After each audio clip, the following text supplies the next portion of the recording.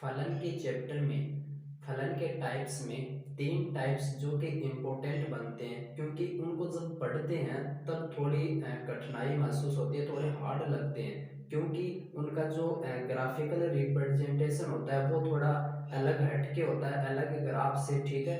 और उनको थोड़ा समझना भी बेहतरीन तरीके से पढ़ता है। तो उसमें आपके तीन आते हैं। वो आता है पहला सिग्नम फंक्शन जिसे बोलते हैं चिन्ह फलन, और दूसरा आता है जिसे बोलते हैं मॉडुलस फंक्शन यानी मापांक फलन।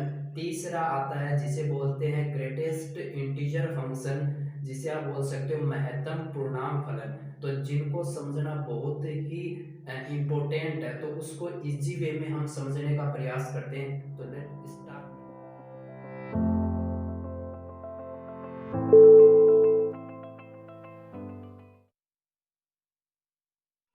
तो हम सर्वप्रथम देखेंगे कि जो सिग्मन फंक्शन होता है वो उसकी डेफिनेशन किस प्रकार से हम क्रिएट कर सकते हैं, उसका ग्राफिकल रिप्रेजेंटेशन किस प्रकार कर सकते हैं।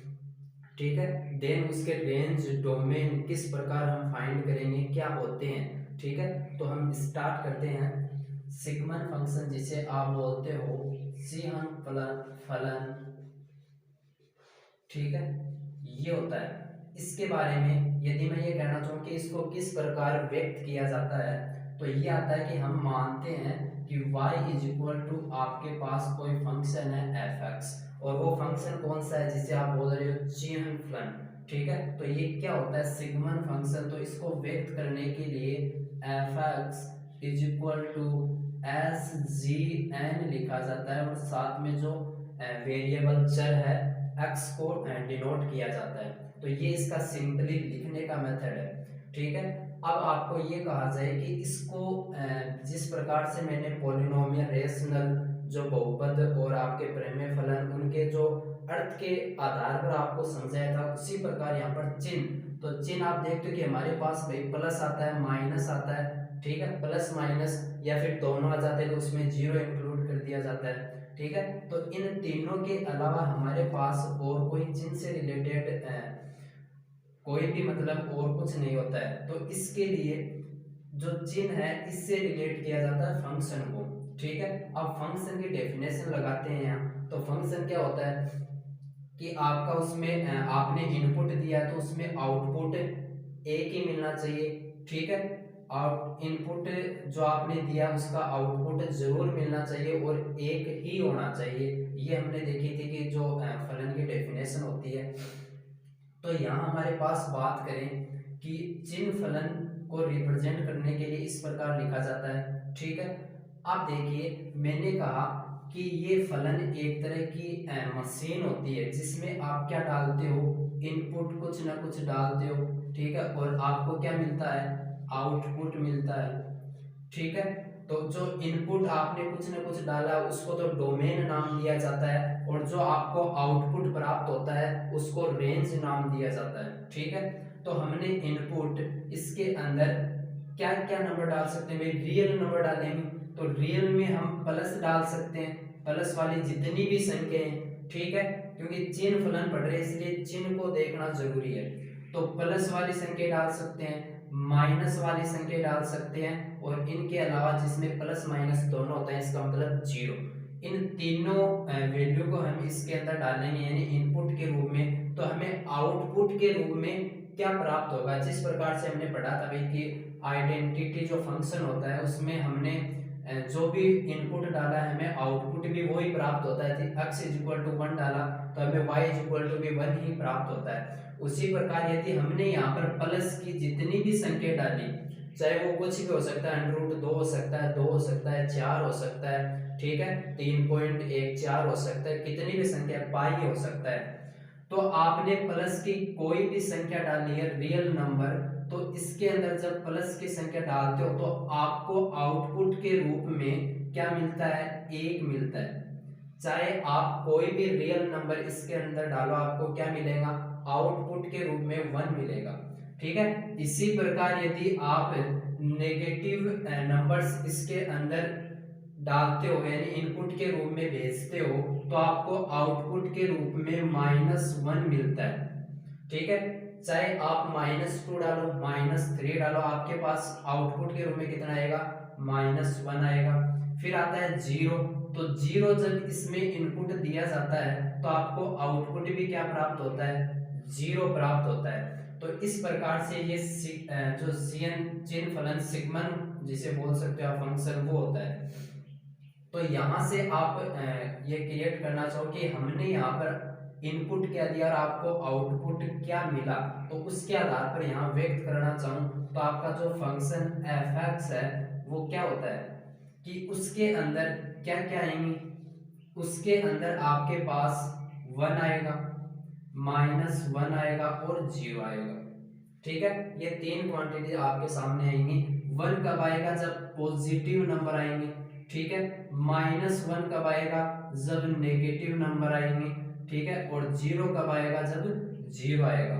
तो इस प्रकार आप इसे रिप्रेजेंट कर सकते हो। यदि मैंने यहाँ पर x लिया है तो x की वैल्यू आएंगी, तो यहाँ पर मैं लिख सकता हूँ कंडीशन के रूप में कि x वो क्या होना चाहिए, ग्रेटर देन 0, 0 से बड़ा होना चाहिए, यानी पॉजिटिव मान होना चाहिए। यहाँ पर मैं क्या लिख सकता हूँ कि x लेस देन 0, मतलब x का मान 0 से क्या होना चाहिए, छोटा, मतलब नेगेटिव, और यहाँ पर x का मान क्या होना चाहिए, 0। तो ये इसकी कंडीशन बन जाती है। तो इसको रिप्रेजेंट आप इस प्रकार भी कर सकते हो। ठीक है, अब बात करें इसके डोमेन और रेंज की। उससे पहले यदि आप ग्राफ समझना चाहो तो ग्राफ समझ सकते हो। तो यहाँ पर आता है ग्राफ, कि ग्राफ को किस प्रकार व्यक्त किया जाता है, निरूपित किया जाता है। तो ये आपका ओरिजिन है, जिसे आप बोल सकते हो मूल बिंदु O, और ये आपका x अक्ष, ये y अक्ष हो गया। ठीक है, ये पॉजिटिव x, ये पॉजिटिव y, ये नेगेटिव y, और ये नेगेटिव x। ठीक है, ग्राफ के बारे में पता होगा। तो यहाँ आपको पता होगा कि हम जब कोई भी वैल्यू रखेंगे तो हमें कितना प्राप्त होगा। जैसे हमने यहाँ पर आपको 1 प्राप्त होगा जब भी आप क्या रखोगे, पॉजिटिव वैल्यू। तो पॉजिटिव आप x की वैल्यू रखोगे, तो x की कोई भी वैल्यू रखोगे तो आपको क्या मान प्राप्त होगा, 1 प्राप्त होगा। किसका होगा, y का मान यहाँ पर प्राप्त होगा, आपको 1 मान दिया, यहाँ पर 1 है। तो इस डायरेक्शन में आपने जब 0 दिया था तो 0 प्राप्त होना, मतलब यहाँ आएगा, 0 का 0 यहाँ पर आएगा, ये पॉइंट आ गया। ठीक है, इसके बाद में आपने पॉजिटिव नंबर लिए, पॉजिटिव मतलब इस पॉजिटिव अक्ष वाले पर, तो यहाँ पर आपने 0 पॉइंट कुछ लिया तो यहाँ पर आएगा। ठीक है, इस प्रकार से 1 लिया तो यहाँ पर आएगा, 2 लिएगा तो यहाँ पर, 3 लिया तो यहाँ पर। अब y की वैल्यू आपको क्या प्राप्त होगी, वो तो हमेशा आपको 1 ही प्राप्त होने वाली है, 1 ही प्राप्त होने वाली है। तो आपने 1 लिया तो भी 1 मिला आपको, आपने 2 लिया तो भी 2 मिला, आपने 3 लिया तो 3 मिला यहाँ पर। तो इस प्रकार से आप दर्शा सकते हो। तो ये क्या मिलेगी, इस प्रकार से आपको एक जो हमने देखा था कांस्टेंट फंक्शन होता है, उसके अंदर हमें क्या मिलती है, एक स्ट्रेट लाइन मिलती है, जो कि बोल सकते हैं कि अचर फलन होता है, तो उसकी तरह बिहेव करेगी ये। तो यहाँ पर इसको देखो, निरूपित करने के लिए थोड़ा सा ध्यान देना होगा। क्यों, क्योंकि यहाँ पर हमें देखा है कि 0 पर हमें 0 प्राप्त हुआ। यदि हमने 0 लिया और हमें यहाँ पर इस y पर कोई वैल्यू प्राप्त हुई, नहीं प्राप्त हुई, ऐसे कोई कंडीशन बनेगी नहीं। तो यहाँ पर जो संख्या होगी 1, वो कभी भी इंक्लूड नहीं होगा, क्योंकि 0 पर फलन का मान 0 ही आएगा। तो हम उसे खुला जो सर्कल है उससे दर्शाएंगे। इसका मतलब है यहाँ पर 1 है वो इंक्लूड नहीं है, 1 वो क्या है, इंक्लूड नहीं है। आपको इस आपने x की वैल्यू जितनी भी लिया तो आपको 1 प्राप्त होंगी, लेकिन उनमें 1 इंक्लूड नहीं है, 1 शामिल नहीं है। 1 वाली जितनी इस लाइन पर संख्या आपको प्राप्त होंगी, ठीक है, लेकिन 1 शामिल नहीं है उसमें, ये याद रखना। यहाँ पर ये खुला सर्कल दर्शाया, इसका मतलब है ये 1 शामिल नहीं है। ठीक है, उसके बाद में आता है कि नेगेटिव वाले दर्शाएं। तो नेगेटिव के लिए आता है कि आपने नेगेटिव नंबर इस पर रखोगे। ठीक है, x के नेगेटिव नंबर यहाँ पर रखे जाएंगे। ठीक है, आपने 1 लिया, 2 लिया, 3 लिया, 4 लिया, इस प्रकार से रखते जाओगे तो आपको y पर मिलेंगे। वो किस पर मिलेंगे, y पर मिलेंगे। और कैसा मान आएगा, -1। ठीक है, तो -1 यहाँ लेकर चल रहे हैं, तो यहाँ पर आपको वो वैल्यू प्राप्त होंगी ऐसे। ठीक है, और उनको मिलाएंगे तो एक रेखा प्राप्त होगी इस प्रकार से। वो एक कांस्टेंट जो अचर फलन होता है उसकी तरह सेम ऊपर वाले की तरह यहाँ पर भी क्या नहीं इंक्लूड होगा, -1 इंक्लूड नहीं होगा, क्योंकि 0 पर -1 कभी नहीं आएगा, 0 पर हमेशा 0 ही आएगा। ठीक है, तो ये भी कभी -1 भी कभी इंक्लूड नहीं होगा, यहाँ 0 है। तो इस प्रकार से आप इसका ग्राफ बना सकते हो आसानी से। ये इसका ग्राफ हो गया, एक स्ट्रेट लाइन आएगी, ये भी एक स्ट्रेट लाइन आएगी, और आगे जिस प्रकार आप मान लेते जाओगे उसी प्रकार ये चलती जाएगी। ठीक है, अब आती है इसकी डोमेन और रेंज की। तो डोमेन और रेंज की बात आती है, तो डोमेन के रूप में मैंने कहा आप इनपुट इसमें कोई भी रियल नंबर डाल सकते हो, तो रियल आर आ गया, यानी -इन्फिनिटी से इन्फिनिटी। ठीक है, रेंज की बात करें तो रेंज में थोड़ा क्या है, बस आपको 3 कंडीशन मैंने बताई है, वही है रेंज, यानी 1 आ सकता है आउटपुट के रूप में, -1 आ सकता है और 0 आ सकता है। तो ये इसकी क्या हो गई, रेंज हो गई कि -1 आ सकता है प्लस का, और -1 आ सकता है, 0 आ सकता है, तो ये इसकी रेंज हो गई। ठीक है, यहाँ तक आप नोट डाउन कर सकते हो। इसके बाद में देखते हैं कि जो हमारा ग्रेटेस्ट इंटीजर फंक्शन होता है वो किस प्रकार डिफाइन होता है। अब आगे ग्रेटेस्ट इंटीजर फंक्शन के बारे में पढ़ते हैं। ठीक है, जिसे मैं शॉर्ट में लिख सकता हूँ GIF, ग्रेटेस्ट इंटीजर फंक्शन, जिसे आप बोलते हो महत्तम पूर्णांक फलन। ये ठीक है, अब इसको समझने का प्रयास करते हैं, बहुत इंपॉर्टेंट है। ठीक है, क्या चीज होती है देखना, महत्तम पूर्णांक फलन, यानी इसके अंदर एक बात आपको समझ में आ गई होगी कि इंटीजर यानी पूर्णांक इंक्लूड होंगे, पूर्णांक आएंगे। ठीक है, यहाँ एक बात समझ में आ गई। दूसरी बात होती है महत्तम, ग्रेटेस्ट, यानी यहाँ पर आपको बड़ा मान लेना पड़ेगा, बड़ा मान आएगा। ठीक है, लेकिन यदि मैं आपको ये कहूँ कि इसकी डेफिनेशन क्या होती है, तो डेफिनेशन की बात करूं जिस प्रकार से, ये बोल सकता हूँ कि आपने ये वर्ड को डिफाइन किया है तो आपको ऐसा लगेगा कि ये डेफिनेशन गलत तो नहीं है। देखना एक बार, डेफिनेशन इसकी होती है कि जो वैल्यू आएगी वो लेस देन, जो इंटीजर आएगा वो क्या आएगा, लेस देन और इक्वल। ठीक है, ये इसकी क्या होती है, डेफिनेशन होती है कि कम या बराबर, जो इंटीजर आएगा वो क्या आएगा, कम या बराबर। फिर इसका अर्थ क्या हुआ, फिर इसको ग्रेटेस्ट इंटीजर क्यों नाम दिया गया, कि महत्तम पूर्णांक आ रहा है, लेकिन यहाँ डेफिनेशन तो बोल रहे हैं कि लेस देन, कम या बराबर मान आएगा। तो ये क्या फंडा है पूरा, इसको समझने का प्रयास करते हैं थोड़ा। ठीक है, एग्जाम्पल के जरिए पहले ये समझते हैं कि इसको रिप्रेजेंट कैसे किया जाता है। तो रिप्रेजेंट करने के लिए जिस प्रकार हमने सभी फलनों को ऐसा लिखा है कि y कोई भी फलन है वो f(x) है। अब वो फलन क्या है, f(x), वहां हमने अलग अलग रखा है कि वो कौन कौन सा फलन है। तो हमने यहाँ पर f(x) यहाँ लिया है वो है महत्तम पूर्णांक फलन। इसका जो व्यक्त करने का तरीका है वो ऐसा है। ठीक है, x यानी कोई भी यहाँ पर वेरिएबल, कोई भी यहाँ पर मान आप लोगे। ठीक है, उसके ये क्या लगाना है, जो बड़ा कोष्टक होता है वो लगाना है। इसमें जो वैल्यू आएगी वो वैल्यू कैसी आएगी, कम या बराबर। अब कम या बराबर का अर्थ क्या है वो समझना आप, ये इसको रिप्रेजेंट करने का तरीका बताया मैंने अभी तक। अब समझने के लिए एग्जांपल के थ्रू देखते हैं। तो यहाँ y आपके पास फलन आ गया, जिसे बोल सकते हो कि महत्तम पूर्णांक फलन आ गया ये।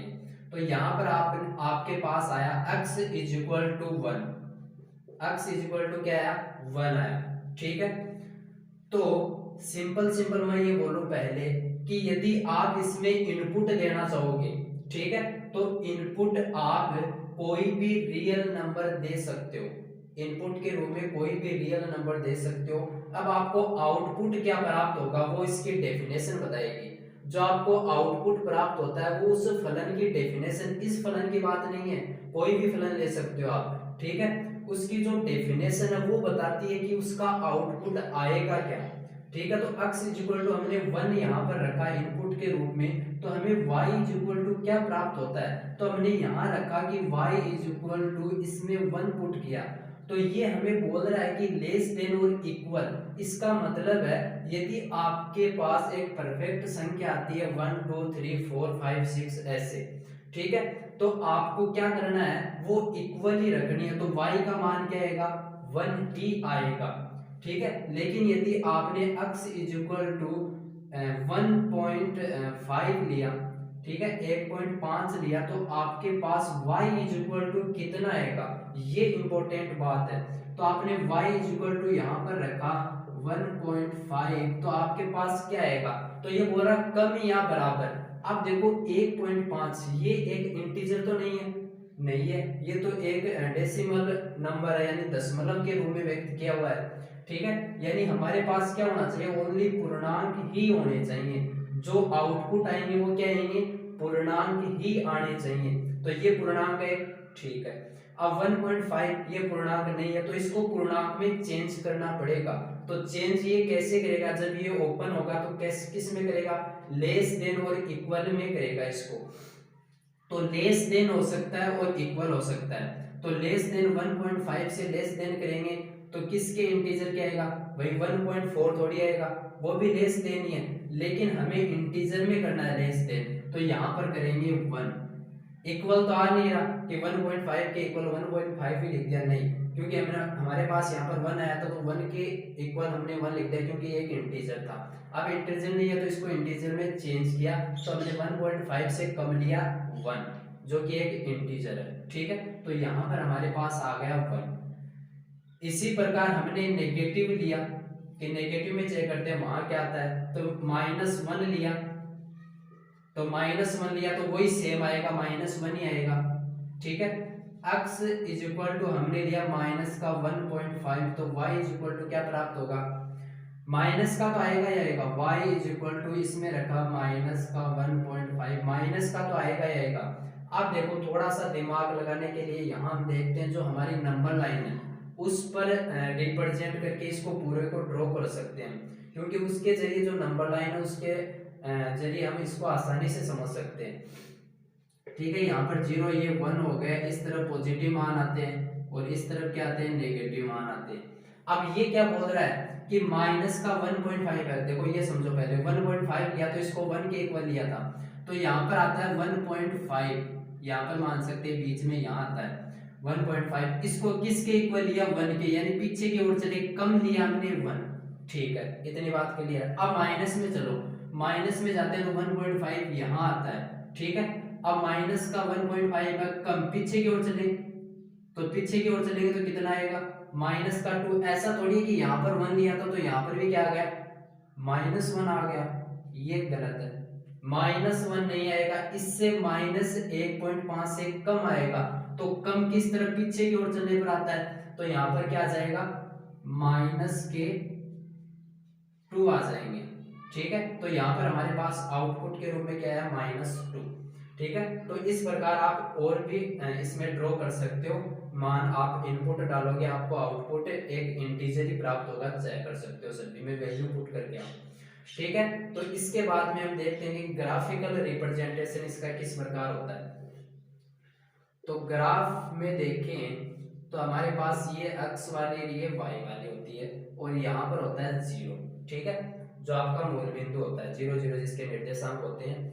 अब इसको इसके अंदर ड्रॉ करते हैं, तो हमारे पास आता है कि हमने यहाँ पर एक वैल्यू और मैं यहाँ पर रख दूँ, x इज इक्वल टू 0 पर क्या आता है, y इज इक्वल टू 0 ही आता है, ठीक है। तो यहाँ पर वैल्यू 1 पॉइंट तो यहाँ पर आ गया। अब इसको ड्रॉ करें तो x इज इक्वल टू 1 है, तो y इज इक्वल टू भी 1 ही हो रहा है, यानी 1 यहाँ पर हमने लिया तो y इज इक्वल टू 1 यहाँ पर हमें मिला, तो वो पॉइंट यहाँ पर आ रहा है, ठीक है। अब एक बात, पॉइंट आपके पास आ जाएंगे भी, हमने -1 लिया, 1.5 लिया तो कितना प्राप्त होता है, 1.5, तो यहाँ पर भी हमें क्या प्राप्त होता है, 1 ही प्राप्त होता है, ठीक है, 1 के पॉइंट आएंगे। फिर हम जरूरी थोड़ी 1.5 भी है, हमने देखो 0 से स्टार्ट किया तो 0.1 लिया, 0.2, 0.3, 0.4, जो 1.5 हो वो यहाँ आएगा, 1 से आगे यहाँ पर आएगा वो पॉइंट, यहाँ पर नहीं आएगा, ठीक है। तो हमने 0.5, 0.6, 0.7, 0.8, 0.9, फिर 1 हुआ, ठीक है। तो वो वैल्यू सभी कहाँ आएंगी, यहाँ पर 0 पर आएंगे, सभी 0 पर मिलेंगे, यानी y का भी 0 यहीं पर है। भाई हम ये लेते हैं x इज इक्वल टू 0.7, तो y इज इक्वल टू हमें क्या प्राप्त होता है, 1 थोड़ी प्राप्त होता है, 1 होगा तो हम ऊपर जाएंगे, लेकिन 1 हमें प्राप्त नहीं होता है, क्या होता है 0, क्योंकि हमें लेस देन वैल्यू लेनी है, कम लेनी है, तो यहाँ पर 0 का 0 आ जाएगा। तो इस पर आप कितनी भी वैल्यू लो हमें 0 ही प्राप्त होगा। तो ये एक आपकी रेखा यहाँ पर हमने खींच दी, ड्रॉ कर दी, ठीक है। तो यहाँ पर ये पॉइंट इंक्लूड है और इसके पॉइंट इंक्लूड है यहाँ तक, लेकिन ये 1 इंक्लूड नहीं है यहाँ, क्या नहीं है, 1 इंक्लूड नहीं है, क्योंकि 1 पर वैल्यू क्या हो जाएगी, एक बार इनको हटा दो, 1 पर इसकी वैल्यू क्या हो जाएगी, यहाँ पर 1 आ गया, यहाँ पर मान लिया 2 है, यहाँ पर 3 है, यहाँ पर 1 है, यहाँ पर 2 है, यहाँ पर 3 है, यहाँ पर -1 -2 -3 ड्रॉ कर लोगे तो आसानी हो जाएगी, फिर -1 -2 -3 इस प्रकार से। तो मैंने यहाँ पर 0 से लेकर 0.9 तक वैल्यू पुट की, तो मुझे 0 ही प्राप्त हुआ, यानी ये एक सीधी लाइन ही यहाँ पर हमें ड्रॉ हुई, ठीक है, जिसमें 0 भी इंक्लूड था। तो इंक्लूड था उसको हम डार्क सर्कल के रूप में दर्शाते हैं, और जो इंक्लूड नहीं है उसको हम जो ओपन इंटरवल खुले सर्कल के रूप में दर्शाते हैं, जो कि हमने चिन्ह जो सिग्मन फंक्शन था उसमें पढ़ा था, ठीक है, उसमें जो ग्राफ बनाया था वो इसी प्रकार बनाया था। तो यहाँ पर हमने देखा है कि एक आते ही कितनी हो जाएगी वैल्यू उसकी, 1 हो जाएगी, आउटपुट हमें 1 प्राप्त हो जाएगा। तो ये 1 है, ये इंक्लूड नहीं है, ये 1 इंक्लूड नहीं है, जबकि ऊपर वाला ये 1 इंक्लूड है। अब आगे हमने 1.1 लिया, 1.5 लिया, तो इस प्रकार आगे इस पर चलते गए कि हमने x इज इक्वल टू 1.5 लिया, 1.6 लिया, तो हमें प्राप्त क्या होगा, 1 की ही वैल्यू प्राप्त आएगी, हमें 1 ही प्राप्त होगा आउटपुट के रूप में। हमने 1.5 किया था तो हमें 1 प्राप्त हुआ, तो 1 प्राप्त हुआ तो वो यहाँ पर जाएगा y का मान, तो यहाँ पर ऊपर तक जाएगा, कहाँ तक जाएगा, 2 उसमें इंक्लूड नहीं होगा, तो 2 इंक्लूड नहीं होगा, तो वहां क्या दर्शाएंगे, वहां पर दर्शा देंगे हम ये सिंपली बोल सकते हो जिसे आप ओपन सर्कल, ठीक है, यहाँ हो गया, ये भी इंक्लूड नहीं है। अब हमारे पास जैसे ही 2 आ जाते हैं, तो 2.1 आ गया, तो हम वैल्यू लेते हैं 2, ठीक है, तो वो हमारी पहुंच जाती है 2 पर, यहाँ पर, यानी जब भी आपके पास 2 आया कि मैंने x इज इक्वल टू 2 लिया, तो y इज इक्वल टू आपको कितना प्राप्त होगा, 2 ऊपर की ओर, ये इंक्लूड है, न कि ये 1 थोड़ी आएगा, 2 पर वैल्यू 1 थोड़ी आएगी, तो 1 वाले यहाँ ये वैल्यू नहीं आएगी, तो नहीं आएगी, तो यहाँ पर हमने क्या कर दिया, खुला जो सर्कल दर्शा दिया। अब इसी प्रकार से आप वैल्यू लेते हो तो आपके पास क्या आती है, इसी प्रकार एक सरलरेखा आती है, वो वैल्यू यहाँ पर आपको मिलती है। फिर इसमें 3 इंक्लूड नहीं होता, यहाँ पर 2 इंक्लूड नहीं होता, क्योंकि 3 के ऊपर वैल्यू क्या हो जाती है, 3 ये इंक्लूड होता है। फिर इसी प्रकार आगे चलते हैं तो ये 4 इंक्लूड नहीं होता है, तो इस प्रकार से ओपन सर्कल लगा देते हैं, तो इस प्रकार से चलता है। फिर हम नेगेटिव की ओर चलते हैं, नेगेटिव लेते हैं, तो नेगेटिव में भी सेम यही कंडीशन है, नेगेटिव में लेंगे तो हमारे पास यहाँ पर इसे ये -1 है, तो इस प्रकार चलेंगे, यहाँ पर ये वैल्यू हमें प्राप्त होगी कि हमने -1.5 लिया, तो माइनस का 1, पहले 1 लेते हैं, माइनस का 1 लिया, तो माइनस के 1 पर -1 मिल रहा है, ठीक है, ये माइनस का 1 यहाँ लिख देते हैं, माइनस का 1 मिल रहा है, तो यहाँ पर आपको वैल्यू क्या होगी, प्राप्त होगी, माइनस के 1 पर -1 मिलेगी, मतलब ये इंक्लूड है, लेकिन आपको -1 ये y की वैल्यू नहीं मिलेगी, ठीक है, नहीं मिलेगी, तो यहाँ पर क्या दर्शा देंगे, ओपन सर्कल। और इसी प्रकार से आपको -2 की वैल्यू प्राप्त होगी, लेकिन आपको -1 इस दौरान -1 वाली वैल्यू प्राप्त नहीं होगी, तो आप क्या दर्शा दोगे, यहाँ पर ओपन सर्कल दर्शा दोगे। तो इसी प्रकार आप इसे बना सकते हो। तो ये जो ग्राफ है वो ग्रेटेस्ट इंटीजर का महत्वपूर्णांक फलन का ग्राफ है, ठीक है, इजी वे में आप समझ सकते हो, बहुत ही आसान है। यहाँ पर वैल्यू आप पुट करो, इनपुट क्या डालते हो, आउटपुट क्या डालते हो, वो आपको यहाँ ड्रॉ होगा, तो आसानी से समझ में आ जाएगा। इसके बाद में इतना क्लियर है, तो हम बात करते हैं डोमेन और रेंज की। डोमेन और रेंज की बात करते हैं। तो डोमेन क्या होता है, तो डोमेन मैंने बताया कि आपने आउटपुट क्या डाला है, तो आउटपुट के रूप में मैंने कहा कि भाई आप रियल कोई भी रियल नंबर डाल सकते हो, ठीक है। इसके बाद में बात आती है कि रेंज क्या हुई इसकी, तो रेंज तो हमें एक इंटीजर ही प्राप्त होगा, ये बात क्लियर है, मैंने बता दी थी कि आपको एक इंटीजर ही प्राप्त होंगे, पूर्णांक ही आएंगे, इंटीजर्स ही आपको प्राप्त होंगे, तो इसके डोमेन और रेंज हो जाते हैं, ठीक है। इतना आपको समझ में आया, नोट डाउन कर सकते हो। इसके बाद में जो आपका एक लास्ट फलन बचता है वो आता है मॉडुलस फंक्शन, जो मापांक फलन है उसका डिस्कशन करते हैं। अब हम मॉडुलस जो फलन है यानी मापांक फलन है उसके बारे में पढ़ते हैं। तो ये क्या होता है इसके बारे में देखते हैं। तो ये हमारा है मॉडुलस फंक्शन, ठीक है, जिसे बोलते हो मापांक फलन। क्या होता है इसको समझते हैं। मापांक फलन जिसे मॉडुलस फंक्शन बोला जाता है, ठीक है। सिंपली देखते हैं, पहले हम इसको देखेंगे कि भाई किस प्रकार इसको रिप्रेजेंट किया जाता है, निरूपित किया जाता है। तो हम लिखते हैं कि y is equal to F X, हमारे पास कोई फलन है जहां से हम निष्कर्ष निकालते हैं कि जो फलन हमारे पास एफ एक्स है वो क्या है, मापांक फलन है, और जिसको डिनोट करने के लिए जो हमारा x है उसके दोनों तरफ लाइन खींची जाती है, इस प्रकार से दर्शाई जाती है लाइन में, ठीक है, जिसे बोलते हैं कि x मोड है, ठीक है। सिंपली इसको किससे व्यक्त करते हैं, मोड से, मॉडुलस ना बोल के मोड बोलते हैं। तो ये x का मोड बोल सकते हो, x का मापांक बोल सकते हो। अब ये क्या होता है, ठीक है। तो मापांक का अर्थ आप समझना चाहो, बात करूं मैं डेफिनेशन की इसकी, तो ये क्या होता है। तो मापांक फलन है ये एक तरह से ये बोल सकता हूँ डिस्टेंस को क्या करता है, मेजर करता है, डिस्टेंस यानी दूरी को दर्शाता है। अब दूरी हम सिंपली देखते हैं मैथमेटिक्स में कि ओरिजिन से क्या की जाती है, मेजर की जाती है। तो मैं आपको ये कहना चाहूँ कि नंबर लाइन पर हम जीरो से क्या करते हैं, भाई दूरियों को मापते हैं। तो इस तरफ लेते हैं पॉजिटिव, इस तरफ होता है नेगेटिव, लेकिन दूरी हम ऑलवेज क्या लेते हैं, पॉजिटिव, ठीक है।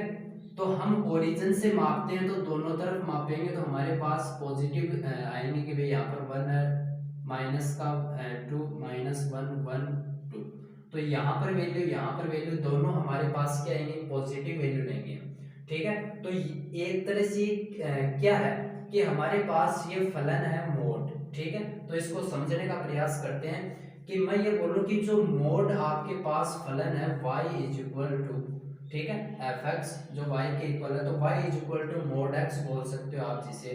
तो ये क्या करता है, ये हमेशा हमें पॉजिटिव वैल्यू प्रदान करता है, पॉजिटिव वैल्यू देता है, हमेशा हमें क्या देता है, ये हमें हमेशा पॉजिटिव वैल्यू प्रदान करता है कि आप x की वैल्यू चाहे पॉजिटिव रखो चाहे नेगेटिव रखो, आपके पास हमेशा वैल्यू कैसी आएंगी, पॉजिटिव आएंगी, ठीक है।